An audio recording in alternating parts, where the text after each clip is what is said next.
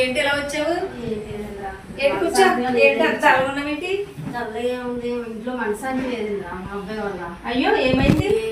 చెప్పుడు మాట్లాడిండో చేస్తాడు, అయ్యో అన్ని గెలతాడు, అస్సలు మాట్లాడిండో. నాకు ఏం చేయాలో తెలుస్తలేదు.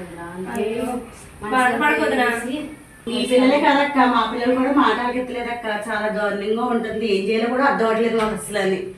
మా పిల్లలు కూడా టీవీ సెలవులు రోజు చూస్తూనే ఉంటున్నారు, మాట అసలు వింటలేదు.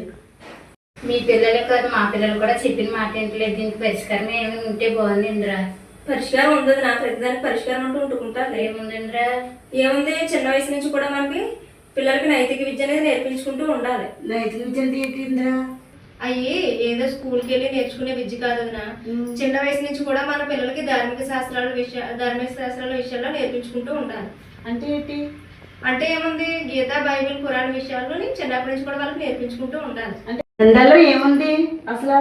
గ్రంథాల్లో ఏముందంటే ఏంటొదినా, మనం ఎలా ఉండాలి, ఎలా ఉండకూడదు, ఎలా బ్రతకాలి, ఎలా బ్రతకూడదు అనేది గ్రంథాల్లోనే ఉంది. అది చిన్నప్పటి నుంచి కూడా మన పిల్లలకి నేర్పించుకున్నాం అనుకో, వాళ్ళు పెద్దవారి పట్ల ఎలా ఉండాలి, ఇరుగు పొరుగు వారి పట్ల ఎలా ఉండాలి, బంధువుల పట్ల ఎలా ఉండాలి, మనం ఉన్నప్పుడు ఎలా ఉండాలి, మనం లేనప్పుడు ఎలా ఉండాలి అనేది ఆ గ్రంథాలే చెప్తాయి. ఎప్పుడు కూడా గ్రంథాల్లోని ఆయన దేవుడు చూస్తున్నాడు, వింటున్నాడు, ఇన్న విషయాలు మనం చిన్నప్పటి నుంచి పిల్లలకి నేర్పించుకున్నాం అనుకోండి, ఎప్పుడు కూడా మన పిల్లలు తప్పు చేయాలని అనుకోరు. ఎందుకంటే దేవుడు చూస్తున్నాడు, 24/7 దేవుడు చూస్తున్నాడని ఎప్పుడైతే చిన్నప్పటి నుంచి మన పిల్లలకి చెప్పుకున్నామో అప్పుడు తప్పు చేయడానికి ఎప్పుడు కూడా పిల్లలు ముందుకు రారు. ఇటువంటి విషయాల్ని ఇప్పుడు కూడా చిన్నప్పటి నుంచి పిల్లలకి మనం నేర్పించుకుంటూ ఉండాలి వదినా. ఎందుకంటే మనం అంటాం కదా, తల్లి ఒడి మొదటి బడి అని.